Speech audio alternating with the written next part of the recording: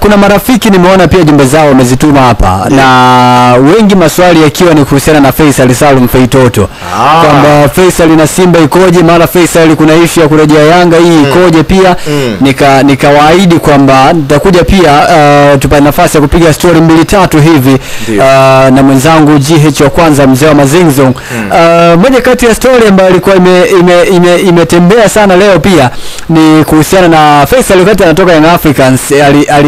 Aliposti barua ile ya kuonesha kwamba shukrani sana kwa mashabiki zake nini na nini vitu kama hivyo ya kuaga mashabiki.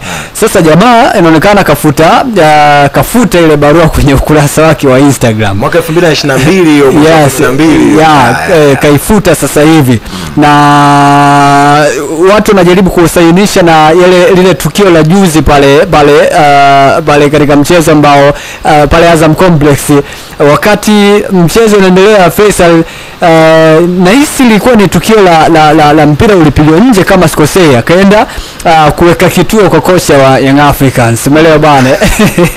Ila watu clip yake ilitembea sana, kwa hiyo watu wanajaribu kuangalia labda pengine Faisal Salum anaweza akarejea tena deal lipo na stories zimeendelea kuwa hivyo.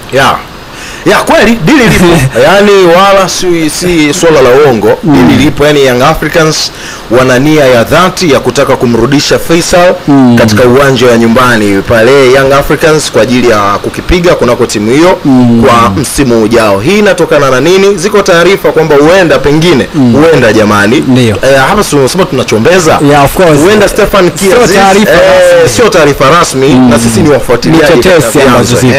Huenda Stefan Kiaziz kamalizana na Young Africans.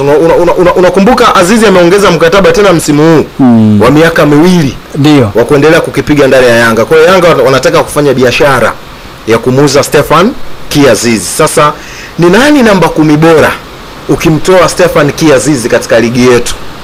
Unaona hapa una Janchele una Faisal Salum, una kina Najib Musa, lakini ukiangalia wote kwa Fei ni favorite. Fei ni mkubwa pengine na ana uwezo kuliko hao.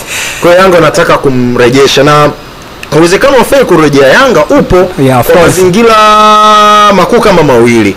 Mazingira ya kwanza ni aina ya mkataba ambao Azam na Yanga Afrika waliingia nao katika mauziano na ya Faisal Salum. Kama unakumbuka ndio Fei bado alikuwa na mkataba wa Yanga mpaka mheshimiwa akasema bwana kaeni chini mmalize. Baada ya kauli ya mheshimiwa jambo alikuchukua muda.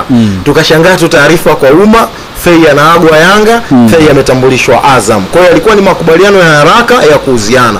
Ile sasa zinasemwa katika huo mkataba wa makubaliano ya mauziano ya Fei kwamba Yanga walisuggest kwamba kama Fei anauzwa kuelekea sehemu nyingine Yanga wanufaike, ila kama itatokea Fei anataka kuuzwa kwenda Simba Yanga apate kiasi cha shilingi bilioni 1. Sio, ushaelewa vizuri? Of course. Katika era ya mauzo hiyo. Kwa hiyo sasa chaguo la Azam kama unataka kumuuza kwenda Simba maana yake wamuuze zaidi ya bilioni 1 ili Azam asipate hasara. Maana yake pengine bilioni 1.5 2 au kuendelea. Kwa hiyo huo ni uwezekano wa Fei kwenda Simba. Mkataba uko hapa. Kurejea ni issue ya mazungumzo tu.